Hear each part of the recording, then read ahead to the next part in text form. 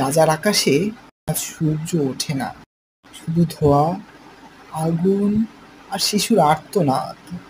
একজন মা খোঁজে তার সন্তানের মুখ, আর খুঁজে পায় এক টুকরো কাপড়, এক টুকরো হাড়। ধ্বংস হয়ে গেছে ঘর, স্কুল, হাসপাতাল, কিন্তু তাও তারা মাথা নত করেনি।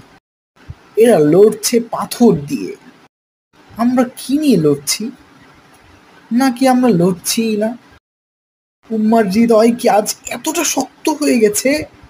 নাকি আমরা শুধু নামাজি মুসলিম? মসজিদুল আকসা ডাকছে, তার আহ্বানে সাড়া দেবে না? নাকি চুপচাপ স্ক্রোল করে যাবার নামই মানবতা? ফিলিস্তিন মুক্ত হবে ইনশাআল্লাহ, কিন্তু ইতিহাস সাক্ষী রাখবে তুমি কি করেছিলে।